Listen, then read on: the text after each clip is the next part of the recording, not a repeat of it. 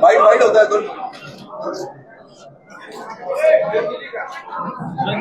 साहेब. आता बैठक घेण्यात आलेली होती, काय नेमकं बैठकीचं प्रयोजन होतं, काय ठरलं बैठकीत?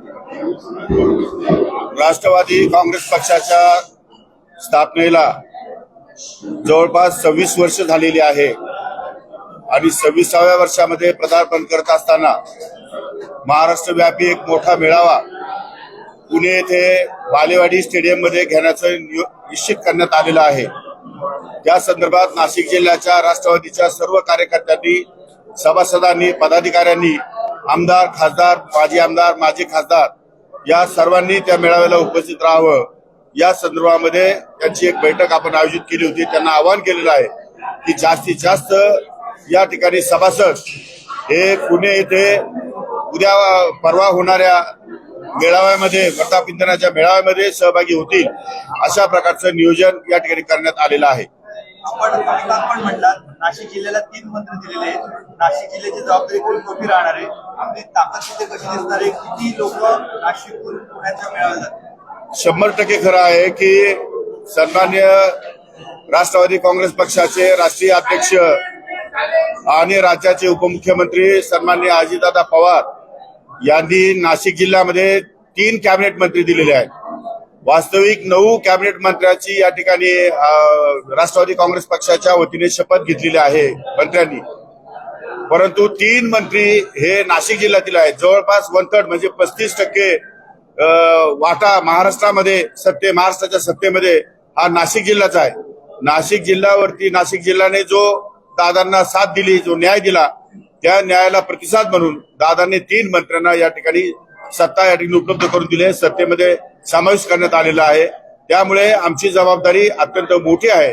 नाशिक जिल्ह्याच्या आमच्या सर्व आमदार, खासदार, मंत्री आम्ही सर्वजण मिळून कमीत कमी 10,000 लोक त्या ठिकाणी घेऊन जाऊ आणि 100% तेवढे सभासद आमची येतील याची आम्हाला खात्री आहे. पुन्हा एकदा लाडकी बहिणीचा निधी वळवण्याची चर्चा आहे. वारंवार असं होतंय ही योजना कुठेतरी जड जाते सरकारला, असं नाही. त्या संदर्भामध्ये माननीय मुख्यमंत्री महोदयांनी, मला असं वाटतं की मी स्वतः त्या ठिकाणी होतो परभणीला, त्यांनी या ठिकाणी सविस्तर बाब आपल्या मीडियाच्या समोर आणून दिलेली आहे. त्यामुळे तो विषय माझा नाही, परंतु मुख्यमंत्री महोदयांनी त्याचा व्यवस्थितपणे खुलासा केलेला आहे. आपण मागे नाशिकमध्ये आवाहन केलं होतं सर्व कृषी कर्मचाऱ्यांना की खरीपाच्या हंगामावर शेतकऱ्यांना भेटी जरूर नये, सरकारला आंदोलन करू नये. तरी देखील आता नगर जिल्ह्यामधलं लिपिकांचं बंद आंदोलन सुरू झालंय, काम बंद आंदोलन. मला माहित नाही, जर काम बंद आंदोलन असेल तर कशामुळे काम बंद आंदोलन आहे. त्यांनी माझ्याकडे कुठल्या प्रकारच्या मागण्या अजून केलेल्या दिसत नाही आणि अशा जर मागण्या केल्या असतील आणि त्यांचं म्हणणं जर काही असेल ते ऐकून घेऊन तात्काळ त्याच्यावरती या ठिकाणी कार्यवाही करण्यात येईल. खरीपाचा हंगाम सुरू होतोय साहेब, पेरणीच्या वगैरे तयारी लगभग सुरू झालेली, अशा वेळेस नाही, त्या संदर्भामध्ये मी उद्या परवाच माहिती घेतो आणि त्या संदर्भात लगेच तात्काळ कारवाई. दोन्ही ठाकरेंचे पक्ष एकत्र यावे अशी चर्चा सुरू आहे. त्या संदर्भात मी भाष्य करू नये असं माझं मत आहे, कारण मी खरं बोललेलं तुम्हाला चालत नाही. तुम्ही मी खरं बोललेलं दाखवत नाही, मला खोटं बोलता येत नाही. त्यामुळे त्या संदर्भात तुमचे काही प्रश्न असेल तर मला द्या, तुम्हाला मी प्रेस नोट देतो. आपल्याला काय काय खरं काय त्यात काही मला बोलणं योग्य होणार नाही.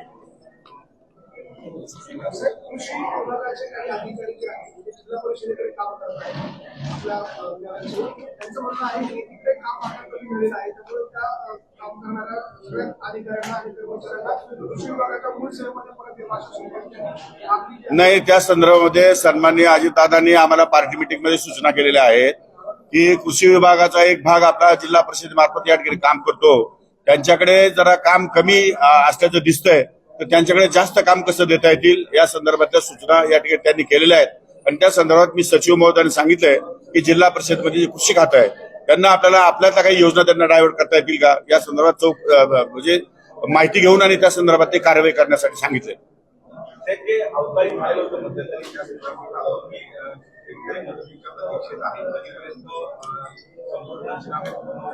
तो विभाग माझ्याकडे नाही. त्या विभागासाठी मी माननीय मंत्री महोदयाला विनंती करेन की लवकरात लवकर त्या शेतकऱ्यांना, पंचनामे झालेल्या शेतकऱ्यांना या ठिकाणी मदत द्यावी. ते असं म्हटलं की तत्कालीन आमच्या पाठीशी आम्ही राष्ट्रवादीसोबत काही नतमस्तक होणार नाही, आम्हाला ते सत्तेत त्यांचं वैयक्तिक मत आहे, त्याला उत्तर आमचे प्रदेशाध्यक्ष देतील, त्यांना व्यवस्थितपणे उत्तर देतील. Okay thank you. Okay, thank you. साहेब, गुजरातमधून महाराष्ट्रात बोगस बियाण्याची तस्करी होती नंदुरबार. त्याच्यावरती कारवाई सुरू आहे आणि बऱ्याचशा अधिकारी बऱ्याच लोकांवरती केसेस झालेल्या आहेत. त्याच्यावरती कारवाई करण्याचे आदेश त्या कृषी खात्याच्या अधिकाऱ्यांनी दिलेले आहेत. साहेब, एक मिनिट. आज आपण एकूण बैठक घेतली. आगामी महापालिका निवडणूक आहेत. महायुतीमध्ये सगळेच पक्ष महापालिका निवडणूक लढण्यासाठी जोरदार तयारी करत आहेत. काही जणांनी तरी स्वतःची भूमिका घेतलेली आहे. आपली राष्ट्रवादीची काय भूमिका राहणार आहे? जसा वरतून आदेश येईल याप्रमाणे राष्ट्रवादी काँग्रेस पक्ष काम करेल. राष्ट्रवादी काँग्रेस पक्षाची निवडणुकीची पूर्ण तयारी झालेली आहे. जिल्हा परिषद, नगरपालिका, महानगरपालिका किंवा पंचायत समित्या या संदर्भात आम्ही निवडणुकीसाठी तयार आहोत. ज्याप्रमाणे वरतून आदेश येतील त्याप्रमाणे आम्ही या ठिकाणी पुढे तत्पर राहू. खतांचा काळा बाजार होतोय, याबाबत काही सूचना आपल्याला खतांचा काळा बाजार शक्यतो होणार नाही अशा प्रकारच्या सूचना आम्ही कृषी खात्याला दिलेल्या आहेत. जर स्पेसिफिकली कोणत्याही ठिकाणी खतांचा काळा बाजार होत असेल असं शेतकऱ्यांनी लक्षात आणून दिलं तात्काळ त्या कृषी केंद्रावर कारवाई करण्यात येईल आणि त्या कृषी अधिकाऱ्यावर पण कारवाई करण्यात येईल. पाऊस सुरू आहे का पेरणीबाबत काही निर्देश पेरणीबाबत जोपर्यंत उघड या ठिकाणी मिळत नाही तोपर्यंत शेतकऱ्यांनी फार घाई करू नये. एक 2-4 दिवसाची उघड मिळाल्याशिवाय पेरणी करण्याचा अर्थ नाही. कारण कसं आहे, वातावरणामध्ये आता मान्सून सुरू झाल्याचं सांगता येते. जर वातावरणामध्ये पुन्हा जर पाऊस कंटिन्यू सुरू राहिला तर ती पेरणी व्हायला जाण्याची शक्यता आहे. त्यामुळे थोडीशी 2-4 दिवसाची उघड या ठिकाणी मिळाली किंवा हवामानाच्या अंदाजानुसार त्यांनी पेरणी करावी अशी अपेक्षा आहे. Thank you sir.